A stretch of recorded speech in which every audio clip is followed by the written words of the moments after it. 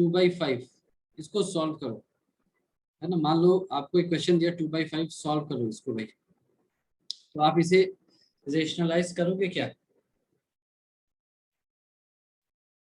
इसकी रेशनलाइजेशन करने की जरूरत है क्या 2/5 की?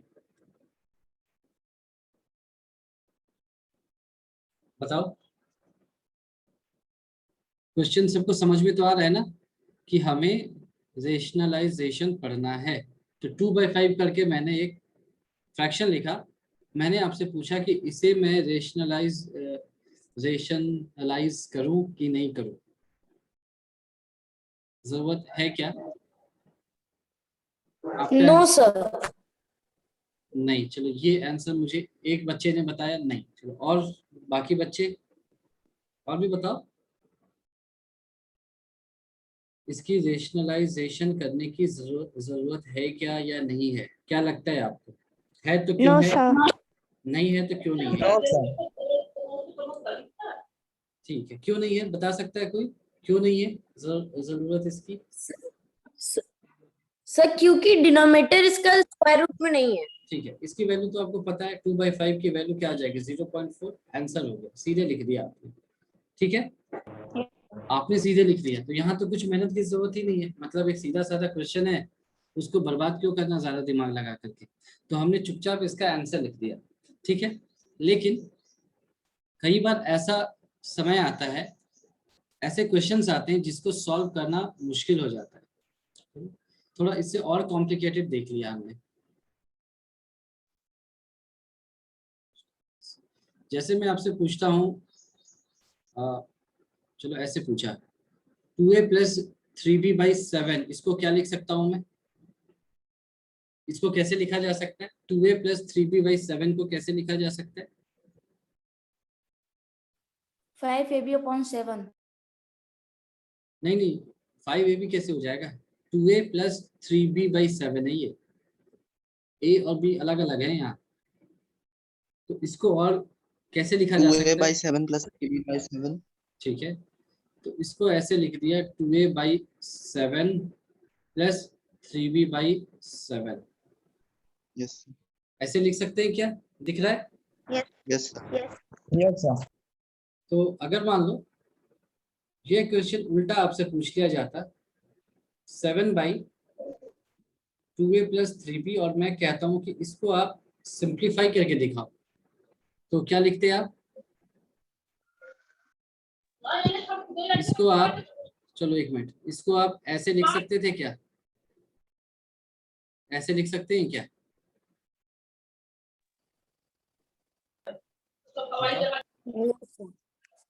लिख सकते हैं या नहीं लिख सकते, ये बताओ। No sir. नहीं लिख सकते हैं पक्का? नो पक्की बात नो है? सर। पूरा लिखेंगे 7/2a + 3b, फिर 7/2a + क्या क्या?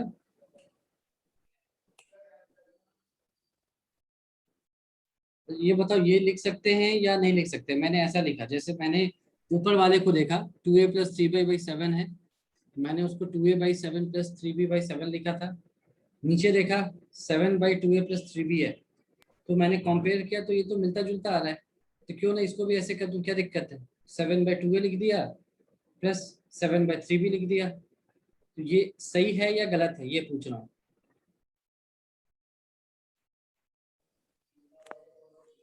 सर गलत है। ये गलत है? आप ये कह लो कि ये गलत है, तो इसका मतलब है कि डिनोमिनेटर को ब्रेक नहीं किया जा सकता। We can not break denominator. Split the denominator. Denominator को ऐसे लिखते हैं, तो डिनोमिनेटर को स्प्लिट नहीं किया जा सकता, ये समझ में आ गया।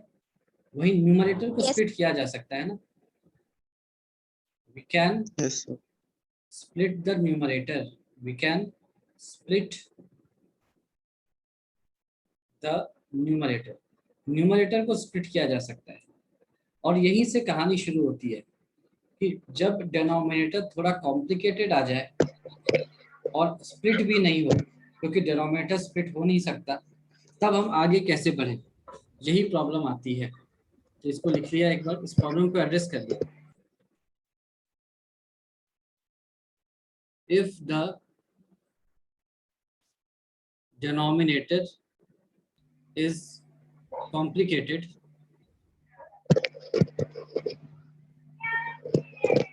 and also it cannot be split. ये तो बच्चे को पता है, it cannot be split. तो डिनोमिनेटर कॉम्प्लिकेटेड भी हो गया और उसको स्प्लिट भी नहीं किया जा सकता है, तो आगे कैसे पढ़े? सॉल्व तो करना होगा। तो लिखा then we will have two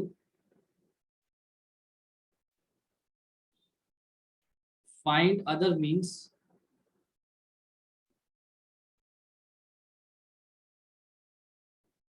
of simplification.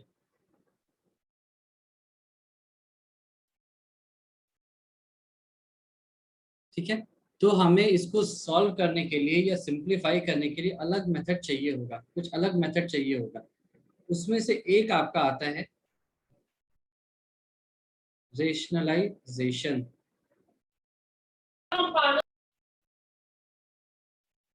ठीक है, ये उसमें से एक इंपॉर्टेंट मेथड आता है।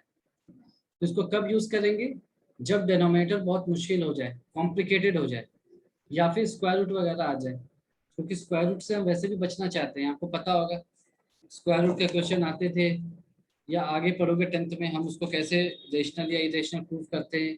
तो स्क्वायर रूट हमारे लिए हमेशा सिरदर्द होता है, मुश्किल होता है, और अगर डिनोमिनेटर में स्क्वायर रूट हो जाए तब तुम कुछ कर ही नहीं सकते।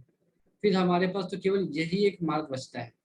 तो ठीक है, इसको भी लिख लिया, स्पेशली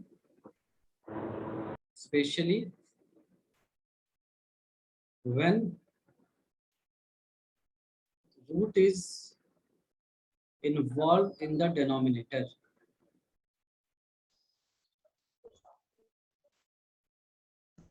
we go for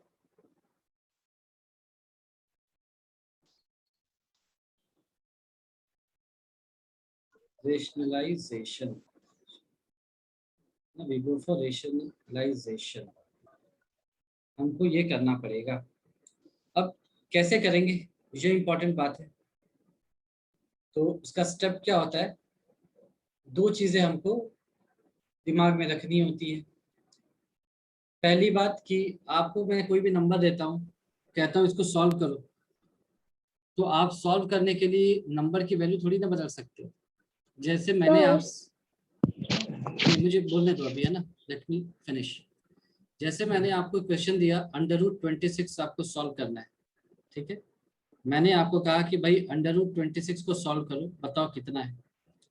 तो देख के आपको लगा ये तो बहुत मुश्किल है, मेरे से बनेगा नहीं, तो मैं इसको ऐसा करके सॉल्व कर देता हूँ, √36 इसको 6 लिख दिया आंसर। ये थोड़ी ना सॉल्यूशन है, तो गलत है। आपसे √36 थोड़ी पूछा गया था, आपसे √26 पूछा गया था। तो जो भी क्वेश्चन दिया जाए आप उसको सॉल्व या सिंप्लीफाई तो कर सकते हैं, लेकिन उसको करने के लिए आप क्वेश्चन नहीं बदल सकते। समझ में आई बात? कि आपको मन हुआ सिंप्लीफाई करने का तो क्वेश्चन बदल दिया, ऐसा थोड़ी होता है ना। मैं आपसे कहता हूँ √7 प्लस √11 को ऐड करो, है ना। आपसे कहा गया कि √7 और √11 को ऐड करो, आपने कहा ये तो मुश्किल है, मैं ऐसा करता हूँ 7 और 11 को ऐड करके 18 लिख देता हूँ, यही आंसर है। तो ऐसा थोड़ी है, फिर ऐसे तो दुनिया का हर क्वेश्चन बन जाएगा।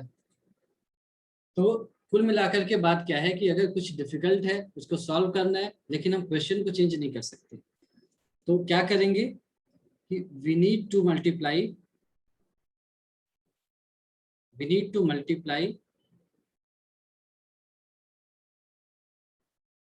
both the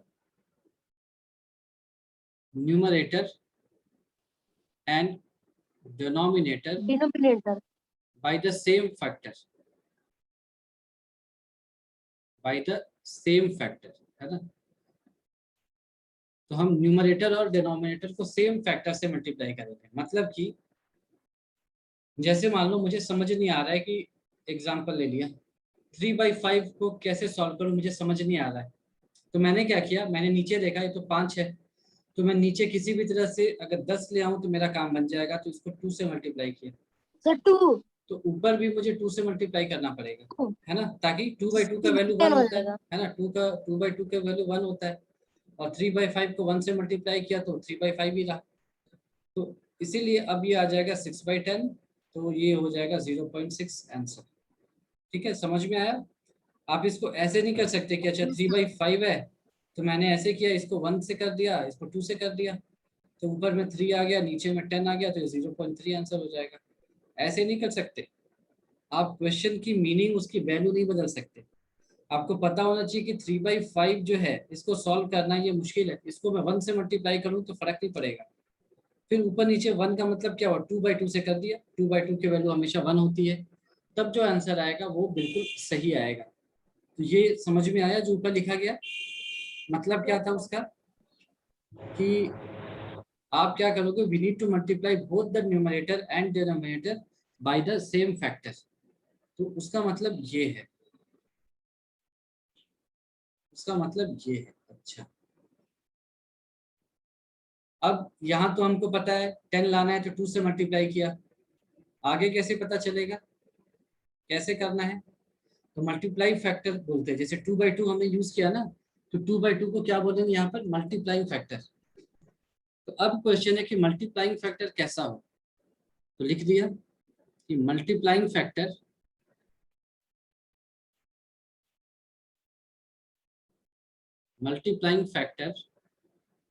should be such that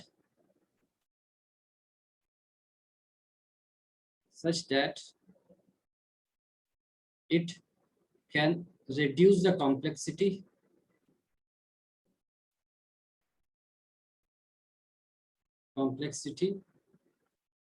है ना। मल्टीप्लाइंग फैक्टर कैसा हो कि जो प्रॉब्लम आपके सामने है उसकी कॉम्प्लेक्सिटी को वो थोड़ा रिड्यूस कर दे और get rid of square root और get rid of square root, यानी अगर स्क्वायर रूट वगैरह कुछ है तो उसको गायब कर दे और convert the denominator in the form of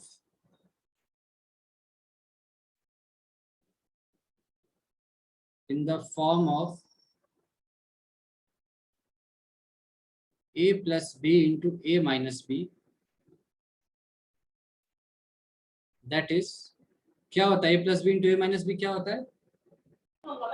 A square minus B square. तो इसका मतलब क्या है कि अगर अंडर रूट वगैरह है तो स्क्वायर करेंगे तो अंडर रूट गायब हो जाएगा। तो ये दोनों स्टेप आपको समझ में आ गए? ये स्टेप 2 है। स्टेप 2 में अभी थोड़ा एक्सप्लेन करूंगा इसका मतलब क्या है ना। अभी के लिए मान लिया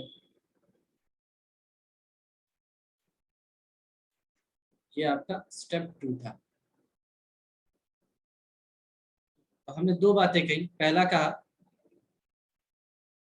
कि we need to multiply both the numerator and denominator by the same factor। ऊपर नीचे सेम फैक्टर से मल्टीप्लाई किया ताकि क्वेश्चन का मतलब ना चेंज हो। स्टेप 2 क्या है, multiplying factor should be such that it can reduce complexity, यानी प्रॉब्लम को थोड़ा कम कॉम्प्लिकेटेड बनाए और get rid of square root और convert the denominator in the form of a plus b into a minus b, that is a square minus b square। अब इन सब का मतलब क्या है, ये तो थ्योरेटिकल है, ये आपको याद रखना है ना, थ्योरी के नाम पर। अब इसका एग्जांपल लेते हैं ताकि समझ में आए। तो जैसे मान लो मेरे पास एक क्वेश्चन है 1/7, ये मुझे सॉल्व करना है, ठीक है। तो किसी को सूझा कि अच्छा इसको सॉल्व करने के लिए मैं इसको ऐसा कर दूं तो क्या दिक्कत है, √5 माइनस √3 बाई √5 माइनस √3, ये सही है क्या? ये सही Yes, तरीका sir. है क्या? Yes sir. सही तरीका है बिल्कुल। Yes sir. तो इससे प्रॉब्लम आसान होगा या कॉम्प्लिकेटेड होगा? 1/7 को सॉल्व करना आसान था, या 1/7 इंटू √5 माइनस √3/7 इंटू ये ऐसा आ जाएगा। मैंने 1/7 को ऐसा बना दिया, तो ये ज्यादा आसान था सॉल्व करना, या ये ज्यादा आसान है सॉल्व करना? बताओ। इसको जैसे 1 माना और इसको 2 माना, तो 1 और 2 में से कौन सा ज्यादा आसान है सॉल्व करना? 1 आसान है या 2 आसान है सॉल्व करने के लिए, बताओ। सर वन 1 आसान है। तो आप देखोगे, है ना, तो आप देखोगे ऊपर में यही बताया गया है, multiplying factor should be such that it can reduce the complexity, है ना। आपके पास एक प्रॉब्लम था, आपको पता नहीं क्यों लगा ऐसा, प्लीज अपनी माइक ऑफ कर दो जहां से आवाज आ रही है। आपको लगा ऐसा कि ये मुश्किल है और आपने एक अजीब सा मल्टीप्लाइंग फैक्टर चूज किया, और जो प्रॉब्लम सॉल्व हो सकता था आपने उसको बिल्कुल बर्बाद करके रख दिया। हम ऐसा नहीं करेंगे, है ना। जो मल्टीप्लाइंग फैक्टर है ऐसा नहीं कि कुछ भी बकवास हमने उठा करके रख दिया, और जो प्रॉब्लम शायद 1 या 2 मिनट में बन जाता, उसको सॉल्व करने में आपको 1 से 2 दिन लग जाए। तो ऐसी बेवकूफ़ी वाला काम हम नहीं करेंगे। समझ में आ गई बात, यस सर। है ना। कॉम्प्लेक्सिटी को हमको कम करना है, बढ़ाना नहीं है, तो ये गलत है। ऐसे मल्टीप्लाइंग फैक्टर यूज नहीं करेंगे, ठीक है। तो क्या नहीं करेंगे ये बताया गया। इसका यूज कहाँ पे आएगा, जो हमने सेकंड स्टेप लिखा था। जैसे मान लो आपके सामने क्वेश्चन आ गया 5/√7, इसको मुझे सॉल्व करना है, ठीक है। और मेरे से पूछा गया कि इसकी वैल्यू, मान लो मैं इसको क्या बोलूँ, 7/√7, इसको इसकी वैल्यू मान लो पूछा गया कि 5 से 10 के बीच में लाई करती है क्या, या 5 से 10 तो नहीं, मेरे से पूछा गया अगर मान लो कि इसकी वैल्यू क्या 2 से लेकर के 8 के बीच में है क्या, तो ये देख करके समझ पाना थोड़ा मुश्किल है कि इसकी वैल्यू 2 से 8 के बीच में है कि नहीं, मुझे थोड़ा मुश्किल लग रहा है। तो मैंने फिर क्या किया कि मैंने ऊपर नीचे √7 से मल्टीप्लाई कर दिया। देखो कर सकता हूँ, तो ये क्या बन जाएगा बताओ। 5 minus नहीं, 5 माइनस नहीं आएगा, ये 5√7/7 आ जाएगा, ठीक है। Yes sir. ठीक है, समझ में आया, ऐसा बन यस जाएगा। सर। तो अब ये देखो, ये 5/√7 की कंपैरिजन में ये थोड़ा सा आसान है सॉल्व करना। क्यों आसान है, क्योंकि यहाँ पर आपको √7 से डिवाइड करना पड़ता है, और यहाँ ऐसा नहीं, यहाँ पे 7 से डिवाइड Yes, करना sir. आसान है। तो जो √7 की वैल्यू आती है, देखो √4 की वैल्यू आपको पता है क्या होती है, 2 होती है। √9 की वैल्यू क्या होती है, 3 होती है। तो √7 की वैल्यू इसके बीच में कहीं आएगी, मुझे पता नहीं है, निकालना पड़ेगा। मैं 2.5 के आसपास मान लेता हूँ, ऐसा कुछ आएगा, या 2.6 के आसपास आएगा अप्रॉक्सीमेटली। समझ में आ रहा है, Yes, sir. इसकी वैल्यू अप्रॉक्सीमेटली 2.6 के आसपास कहीं आएगी। तो मैंने लिख लिया 5 × 2.6/7, तो 5 × 2 क्या होता है, 10 होता है, और 5 × 3 क्या होता है, 15 होता है। तो इसकी वैल्यू लेस देन 2 आएगी, दिख रहा है आपको, इसकी वैल्यू 2 Yes, से sir. कम आती मुझे दिख रही है, ठीक है। आप चाहो तो करके देख लो, 26 को 5 से मल्टीप्लाई करो, ये आ जाएगा 13 आ जाएगा, 13/7 आएगा लेस देन 2। तो ये इसमें लाइन नहीं करती है, हमने सॉल्व कर लिया। यहाँ से करते तो मुझे ऐसे करना पड़ता, 5/2 पॉइंट समथिंग करना पड़ता। चलो ये तो फिर भी आसान है, कर लेंगे। लेकिन अगर ये ऊपर में बड़ा सा नंबर होता, जैसे 500 होता, कुछ ऐसा होता, तो ये फ्रैक्शन से, डेसिमल से डिवाइड करना थोड़ा मुश्किल होता है। तो उस केस में हम क्या करते हैं, इस तरह से रेशनलाइज करते हैं, ताकि जो मेरा नीचे में जो रूट है वो गायब हो जाए। ठीक है, समझ में आया।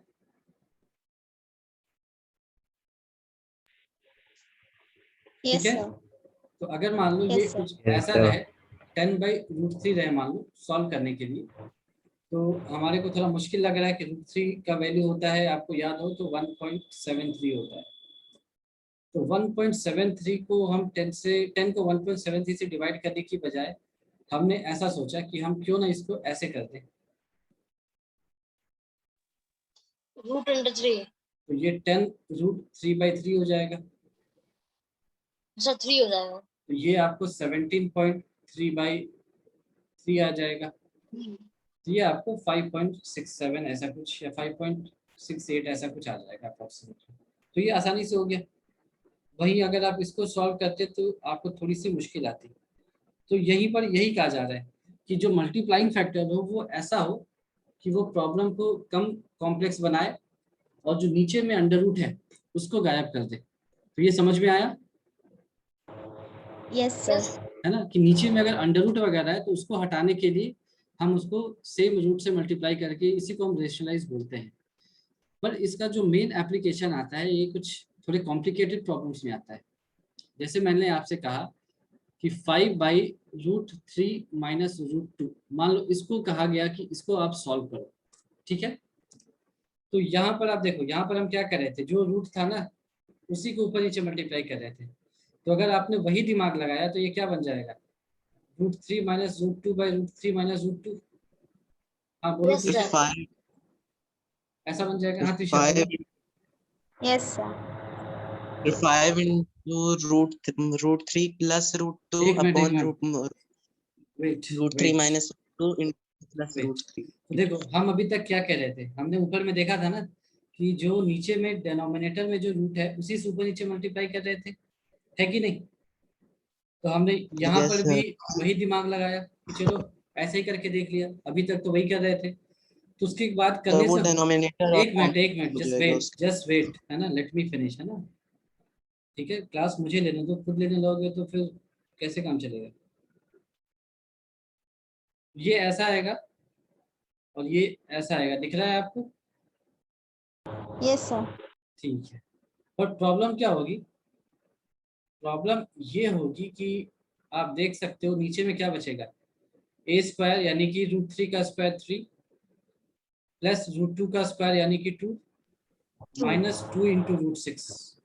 ये सॉल्व होकर के ऐसा आ जाएगा, ये सॉल्व होकर के ऐसा आ जाएगा, दिख रहा है, दिख रहा है आपको। अगर आपने Yes, sir. ऐसे किया तो ये सॉल्व होकर के ऐसा आ गया, तो ये अभी भी कॉम्प्लिकेटेड है। यानी कि ये जो हमारा अप्रोच था ये सही नहीं था, ये हमारा अप्रोच सही नहीं था, ऐसे नहीं करेंगे, ठीक है। तो करेंगे कैसे, वही आपको लिखवाया गया यहाँ पर। आप देखो तो यहाँ पर यही लिखाया गया है कि जो डिनोमिनेटर है उसको इस तरह के फॉर्म में कन्वर्ट कर दो, a plus B into A minus B, ताकि वो a² माइनस बी स्क्वायर के फॉर्म में आ जाए, ताकि नीचे का स्क्वायर रूट खत्म हो जाए। इसका मतलब क्या है, इसका मतलब ये है कि जब भी आपको कुछ ऐसा दिखाई दे तो ये किस फॉर्म में है, a माइनस बी के फॉर्म में है ना, समथिंग माइनस समथिंग के फॉर्म में है। तो इसको हम ऐसा लिखेंगे, अगर मेरे पास a माइनस बी है तो a² माइनस बी स्क्वायर लाने के लिए क्या चाहिए होगा, a प्लस बी, तो उसको a प्लस बी से मल्टीप्लाई कर दिया, दिख रहा है। देखो ये अगर a माइनस बी है तो इसको क्या बोलेंगे, a प्लस बी बोलेंगे ना। अब a plus B into A minus B आपको पता है a² माइनस बी स्क्वायर होता है, ये हो जाएगा 5 इंटू √3 प्लस √2 डिवाइडेड बाई √3 का होल स्क्वायर माइनस √2 का होल स्क्वायर। तो ये आ जाएगा 5 इंटू √3 प्लस √2 आंसर, ये आपका आंसर आ जाएगा। ठीक है, समझ में आया ये।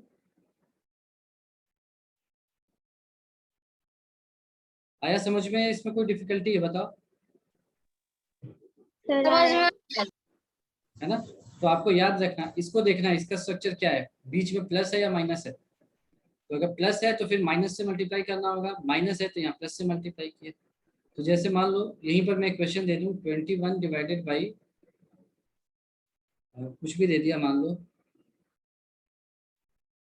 √7 माइनस या प्लस √4 दे दिया, इसको कैसे सॉल्व करेंगे बताओ। So 21 Sir, into √7 minus √4 upon √7 plus √4 into √7 minus √4. ठीक है, तो ये क्या है, a प्लस बी के फॉर्म में दिख रहा है, a है ये b है, a प्लस बी। तो a² माइनस बी स्क्वायर लाने के लिए क्या करना पड़ेगा, a माइनस बी से मल्टीप्लाई करना पड़ेगा। तो a माइनस बी के फॉर्म में लिख दिया इसको ऐसे। तो ये क्या बन जाएगा, 21 इंटू √7 माइनस ऑफ √4, और ये क्या आ जाएगा, a plus B into A minus B, तो a² minus of minus B square. तो यहाँ से तो आपको पता है ये सॉल्व होकर के क्या बनेगा, 21 इंटू √7 माइनस ऑफ √4, और ये क्या हुआ, √7 का स्क्वायर क्या होता है 7, 7 है ना, और √4 का स्क्वायर क्या होता है 4। 4. तो रूट 4 का स्क्वायर 2 नहीं होगा, 4 होगा, है ना। तो रूट 7 का स्क्वायर 7, रूट 4 का स्क्वायर 4, तो 7 माइनस 4 क्या हो जाएगा 3, मैं 3 लिखा, और ये इसको 7 टाइम्स कैंसिल करेगा, तो 7 into root 7 minus root 4, this is your answer. समझ में आ गया ये? यस। इसमें कोई डाउट है किसी को? No sir. तो चलो इसमें एक और एग्जांपल ले लिया, मान लो ऐसे लिया, √2 + 1 बाई √2 - 1, इसको कैसे सॉल्व करेंगे बताओ? √2 + 1 बाई √2 - 1, सर न्यूमरेटर और डिनोमिनेटर दोनों को √2 + 1 से मल्टीप्लाई करेंगे, ठीक है, फिर डिनोमिनेटर में से रूट हट जाएगा। ठीक है। तो देखो जब भी क्वेश्चन आप देखोगे ना, तो आपको न्यूमरेटर से फर्क नहीं पड़ता है, ऊपर में क्या है उसके बारे में नहीं सोचा है, आपको सिर्फ नीचे देखना है यहाँ पर क्या दे रखा है।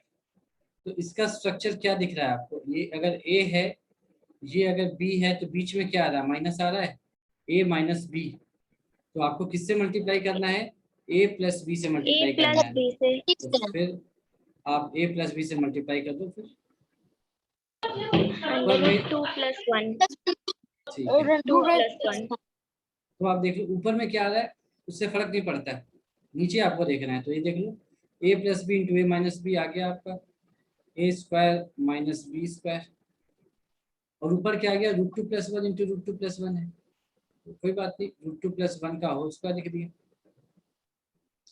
ये सॉल्व होगा तो क्या बनेगा, √2 का होल स्क्वायर 2 + 1 + 2 √2, और नीचे में क्या होगा √2 का स्क्वायर 1, सॉरी √2 का स्क्वायर 2 माइनस 1 का स्क्वायर 1, तो 2 - 1 1, तो ये आ जाएगा आपका 3 + 2 √2, this is your answer.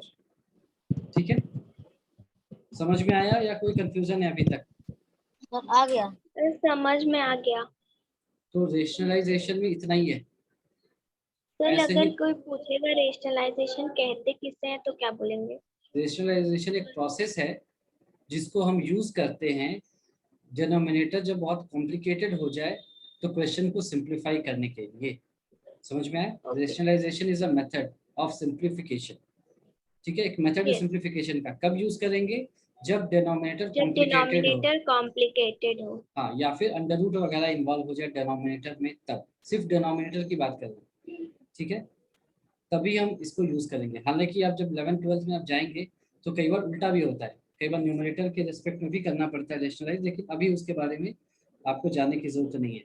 As of now आपको इतना पता होना चाहिए कि rationalisation is a process of simplification when the denominator is very complicated, that is it involves some under root or mathematical operators with under root। ठीक है, तब हम इसको यूज करेंगे। और कैसे यूज करते हैं, अंडर रूट को हटाने के लिए। अगर सिर्फ अंडर रूट है तब तो सेम ऊपर नीचे मल्टीप्लाई कर दिया, जैसे 1/√2 है तो √2 से ऊपर नीचे मल्टीप्लाई किया। और अगर इस तरह का फॉर्म है तो उसको a² - b² के फॉर्म में कन्वर्ट करना पड़ता है। याद रहेगा सभी को? Yes.